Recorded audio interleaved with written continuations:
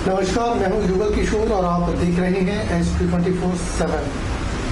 हिमाचल प्रदेश के कॉलेजों के शिक्षक 7वें वेतन आयोग के वेतनमान को लागू करने की मांग को लेकर विरोध प्रदर्शन कर रहे हैं।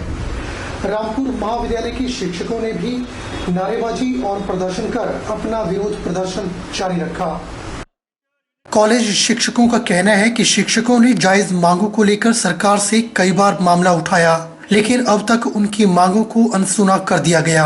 रामपुर कॉलेज शिक्षक डॉक्टर आशा गर्ग ने कहा कि हिमाचल प्रदेश शिक्षा के क्षेत्र में हमेशा से अव्वल रहा है और शिक्षा से संबंधित नीतियों को भी अपनाने में सबसे आगे रहा है, चाहे वह रूसा पद्धति को अपनाने की बात हो या फिर नई शिक्षा नीति की। हिमाचल ने पहल की है, लेकिन जब यूजीसी पे स्केल की बात आती है तो हिमाचल का नाम सबसे निचले पायदान पर आता है। ऐसे में हिमाचल प्रदेश के कॉलेजों के शिक्षक प्रदर्शन करने के लिए मजबूर हुए हैं। उन्होंने कहा कि कॉलेज शिक्षकों की भर्तियां, नियुक्तियां एवं पदोन्नति में पूरे यूजीसी के नियम लागू होते हैं, लेकिन जब वित्तीय लाभों की बारी आती है तो चाहे वह एमफिल हो या पीएचडी इंक्रीमेंट नहीं लगती। ऐसे फैसलों से शिक्षकों का मनोबल गिरने लगा है और यही हाल रहा तो इसका निस्संदेह प्रभाव भी छात्रों पर पड़ेगा और इस पेशे में आने से भी लोग कतराने लगेंगे। सर, हमारी मांगों का ड्राफ्ट हम लोगों ने पहले भी बहुत बार सरकार को दे दिया है और जिसमें जो 7th यूजीसी पे स्केल है उसको लागू करना प्रमुख है और इसके साथ साथ जो है डीपीसी का मामला था और जो एमबीए और पीएचडी की जो इंक्रीमेंट की बात थी उसके इम्प्लीमेंटेशन की बात थी। तो ये हमारी प्रमुख डिमांड्स है। अब पिछले, जैसे कि हम सब जानते हैं कि पिछले कल कैबिनेट की मीटिंग हुई थी तो हम लोग एक्सपेक्ट कर रहे थे कि हमारे फेवर में कुछ डिसीजन आएगा, जबकि हम लोग जो है पूरे शांतिपूर्वक तरीके से प्रदर्शन कर रहे हैं पूरे हिमाचल प्रदेश में। और सबसे दुख की बात यह है कि पूरे ऑल ओवर इंडिया में 27 स्टेट्स और जो 9 यूटीज़ है उसमें जो है 7th पे स्केल जो है 1 जनवरी 2016 से लागू हो चुका है, पर हिमाचल ही एकमात्र ऐसा स्टेट है जहां पे जो है ये जो अब 7th पे स्केल है जो हमारी डिमांड्स को पूरी नहीं की जा रही है, इस पर जो है गौर नहीं किया जा रहा है। मंडी जिला के अंतर्गत सकरोहा पंचायत की 22 वर्षीय डिम्पल पिछले 1 वर्ष से बीमारी से ग्रसित है।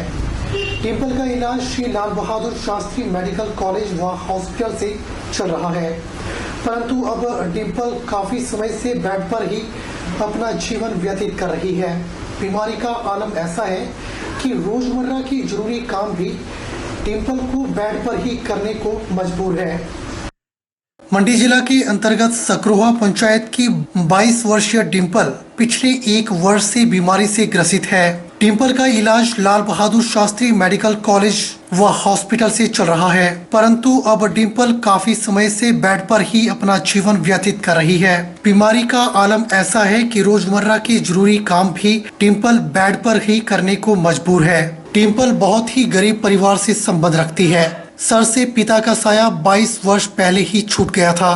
पिता न जाने कहां अचानक लापता हो गए और आज दिन तक नहीं लौटे।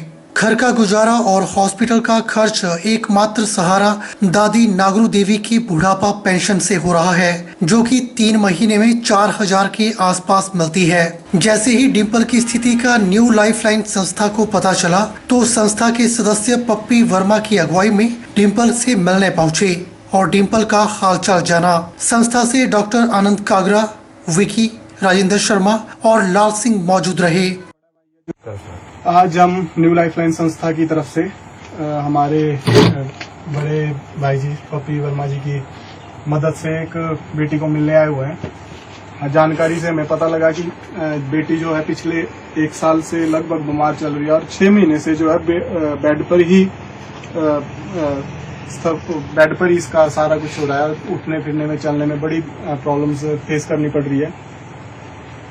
तो जैसे हमने यहाँ पे सकरोहा में इस बेटी से मुलाकात की तो जब यहाँ हम पहुंचे तो हमें सारा जो इनके घर के हालात हैं वो जब देखे तो हमारा खुद का मन हुआ कि इसके लिए कुछ हमें करना चाहिए, जिसके माध्यम से हम ये वीडियो एक बना रहे हैं। आप सभी जो हमारे दानी सज्जन है जो हमारे साथ न्यू लाइफलाइन के साथ जुड़े हुए हैं और लगातार लोगों की मदद में बढ़ चढ़ कर भाग ले रहे हैं, उसी मुहिम को आगे चलाते हुए आज हेल्प करने पहुंची है डिम्पल जो 22 साल की है और पिछले 1 साल से लगभग बेड पर ही पड़ी हुई है। हमारे जो रोजमर्रा के हमारे जीवन के काम होते हैं वो भी जो है इस बेटी के बेड के ऊपर किए जा रहे हैं। इनके घर में बुजुर्ग माता जी है जो 73 वर्ष हैं इनकी एक छोटा सा एक अमाउंट सरकार की तरफ से पेंशन इनको लगी हुई है, जो 3 या 4 महीने में लगभग 3-4 हजार आती होगी। माता जी है इनकी, वो कुछ काम नहीं करते, और एक बड़ा भाई है जो 24 साल की उम्र का है, वो किसी के पास दिहाड़ी मजदूरी करके कैसे न कैसे अपने घर का थोड़ा बहुत खर्च चला रहा है। ग्रामीण क्षेत्रों में पानी का बिल माफ होते ही उपभोक्ताओं की पेयजल किल्लत बढ़ गई है। विकासखंड चौंतड़ा और द्रंग की 14 पंचायतों के 37 गांवों में पानी के लिए सत्याग्रह शुरू हो चुका है। सैकड़ों पेयजल उपभोक्ताओं का आरोप है कि उन्हें पर्याप्त मात्रा में स्वच्छ पेयजल की आपूर्ति नहीं हो पा रही है। प्राकृतिक स्रोत और हैंडपंप भी सूख चुके हैं। नौली, प्यू, भराड़ू और त्रेम्बली पंचायत में पानी का अधिक संकट गहरा गया है। लांगड़ा, तुला, पिपली, कस, भराड़ू और द्राहल पंचायत में भी पानी के लिए हाहाकार मचा हुआ है। गुस्साए ग्रामीणों ने खाली बर्तनों के साथ विरोध प्रदर्शन कर जल शक्ति विभाग की कार्यप्रणाली पर सवाल उठाए हैं। वहीं पानी की समस्या का समाधान न होने पर उग्र प्रदर्शन की भी चेतावनी दी है। जल शक्ति विभाग के अधिशासी अभियंता प्रदीप चड्ढा ने बताया कि गर्मी के मौसम में प्राकृतिक स्रोत सूख जाने से पानी की किल्लत कुछ ग्रामीण क्षेत्रों में पेश आई है।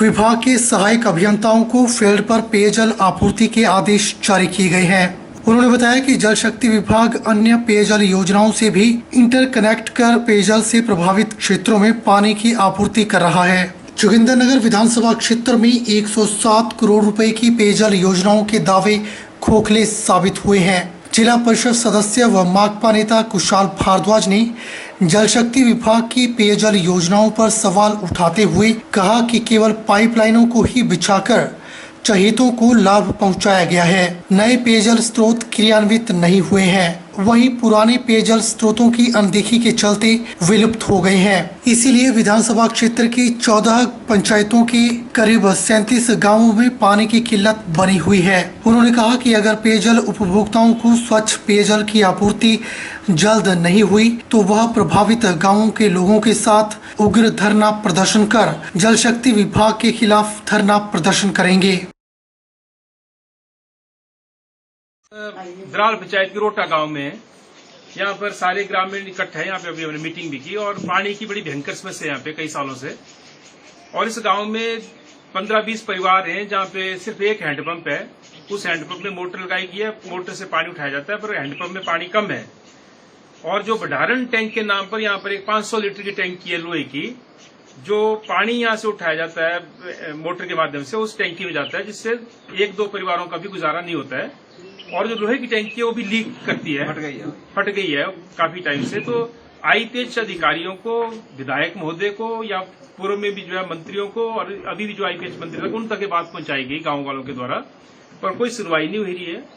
और आज जो मीटिंग इस गांव के अंदर हुई जिसमें सब लोग यहाँ पर गांव के इकट्ठा थे, ये मांग की गई कि यहाँ पर एक भंडारण टैंक बनाया जाए और जो पानी सफिशिएंट नहीं है इस हैंडपंप में, अगर उसमें या तो और डाउन पाइपें डालनी है तो वो डाली जाए। लेकिन उसके साथ साथ मांग ये है कि शानन से जो पानी आया है जो आगे चला गया है और इस गांव को चीरता हुआ इस गांव के खेतों या घासतियों से पानी आगे गया है, पाइपलाइन बिछी है इसी पंचायत से, लेकिन वो पानी जो है यहाँ पे मिला नहीं है। तो मांग ये है कि वो पानी का हिस्सा इस गांव को भी दिया जाए। मंडी जिला की जोगिंदरनगर में आम आदमी पार्टी की पहली बदलाव मार्च में दिग्गज नेता भीड़ नहीं जुटा पाए। दिल्ली से आम आदमी पार्टी के कई कार्यकर्ता इस बदलाव मार्च में भीड़ जुटाने के लिए बीते कुछ दिनों से डेरा जमाए हुए थे। करीब 1500 से 2000 लोगों की भीड़ इस बदलाव मार्च में उमड़ने के कयास लगाए जा रहे थे। शनिवार दोपहर करीब 1 बजे गुरुद्वारा परिसर से रामलीला मैदान में आम आदमी पार्टी के बदलाव मार्च की अगुवाई पूर्व कांग्रेस सेवा दल के प्रदेश सचिव व आम आदमी पार्टी के नेता रविंदर पाल के साथ ब्रिज गोपाल शर्मा ने की। इस दौरान उपस्थित कार्यकर्ताओं और समर्थकों ने आम आदमी पार्टी जिंदाबाद के नारों से शहर के लोगों को आकर्षित करने का प्रयास किया। कन्या पाठशाला, पुलिस थाना और पठानकोट चौक से होते हुए पैदल मार्च रामलीला मैदान में दोपहर करीब 2 बजे पहुंचा। यहां पर आम आदमी पार्टी के नेता ठाकुर रविंदर पाल व ब्रिज गोपाल शर्मा ने अपने समर्थकों को संबोधित करते हुए कहा कि प्रदेश में भाजपा और कांग्रेस पार्टी एक ही सिक्के के 2 पहलू हैं। दोनों ही दलों के नेताओं ने प्रदेश में वोट की राजनीति कर सत्ता का सुख भोगा है। प्रदेश में बेरोजगारी और महंगाई पर अंकुश लगाने के लिए दोनों ही पार्टियों के नेता नाकाम साबित हुए हैं। उन्होंने कहा कि प्रदेश में आम आदमी पार्टी तीसरे विकल्प के तौर पर उभर कर सामने आई है। पूर्ण बहुमत से सरकार बनते ही प्रदेश में बेरोजगारी दूर होगी, शैक्षणिक गुणवत्ता के साथ स्वास्थ्य क्षेत्र में भी सुधार होगा। बुलेटिन में फिलहाल वक्त हो चला है एक छोटे से ब्रेक का। ब्रेक के बाद तुरंत हाजिर होते हैं।